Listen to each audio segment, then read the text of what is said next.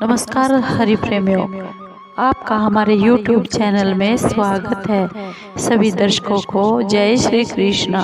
हरि प्रेमियों, कैसे हैं आप? उम्मीद है आप सब अच्छे होंगे। आइए आज का प्रसंग शुरू करते हैं। आज का प्रसंग है आषाढ़ मास की देवशयनी एकादशी व्रत कथा। हरि प्रेमियों, इससे पहले अगर आप हमारे चैनल पर नए हैं तो प्लीज़ चैनल को सब्सक्राइब ज़रूर कर लीजिए और बेल आइकॉन को ज़रूर दबा दीजिए ताकि आप तक हमारे सारे नोटिफिकेशन पहुंच सके। हरि प्रेमियों, आपका एक भी सब्सक्राइब हमारे लिए बेहद मायने रखता है। आइए आज की देवशयनी एकादशी व्रत कथा शुरू करते हैं। हरि प्रेमियों, आषाढ़ महीने के शुक्ल पक्ष की एकादशी तिथि को देवशयनी एकादशी के नाम से पुकारा जाता है। इस दिन भगवान श्री विष्णु, हरि और माँ लक्ष्मी की पूजा की जाती है और कहते हैं इस व्रत को यानी देवशयनी एकादशी व्रत को करने से व्यक्ति की सभी मनोकामनाएं पूर्ण होती है और आपकी आय और आयु दोनों में बढ़ोतरी होती है। इस दिन व्रत और पूजा के साथ साथ देवशयनी एकादशी की कथा भी जरूर सुननी चाहिए और पढ़नी चाहिए। इसके बिना देवशयनी एकादशी व्रत का फल अधूरा मिलता है। आइए जानते हैं क्या है देवशयनी एकादशी की व्रत कथा और क्या है इसका महात्म। एक बार की बात है, युधिष्ठिर ने भगवान श्री कृष्ण से पूछा, भगवान आषाढ़ के शुक्ल पक्ष में कौन सी एकादशी होती है?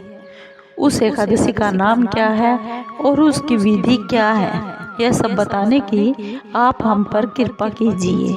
भगवान श्री कृष्ण जी बोले, युधिष्ठिर, आषाढ़ शुक्ल पक्ष की एकादशी का नाम शयनी है। मैं उसके बारे में तुमको बताता हूँ। वह महान पुण्यमयी, मोक्ष देने वाली, स्वर्ग देने वाली और सब पापों को नष्ट करने वाली तथा बहुत ही उत्तम व्रत है। आषाढ़ शुक्ल पक्ष में शयनी एकादशी के दिन कमल के फूल से कमल लोचन भगवान श्री विष्णु जी का पूजन कर एकादशी का व्रत किया था। उन्होंने तीनों लोक और तीनों सनातन देवताओं का पूजन कर लिया। जिस भी व्यक्ति ने भगवान श्री विष्णु का पूजन कर लिया, कमल के फूल पर बैठे हुए जो मूर्ति होती है, मूर्त होती है, उसका एकादशी के दिन पूजन कर लिया, उसने समझो त्रिलोकी का पूजन कर लिया। हरिशयनी एकादशी के दिन मेरा एक स्वरूप यहाँ राजा बलि के यहाँ रहता है और दूसरा स्वरूप अक्षीर सागर में शेष नाग की सैया पर तब तक शयन करता है जब तक आगामी कार्तिक मास की एकादशी नहीं आ जाती। इसलिए आषाढ़ शुक्ल एकादशी से लेकर कार्तिक शुक्ल एकादशी तक मनुष्य को बहुत ही अच्छी तरह धर्म का आचरण करना चाहिए। जो मनुष्य इस व्रत का अनुष्ठान करता है, रखता है, वह परम गति को प्राप्त होता है।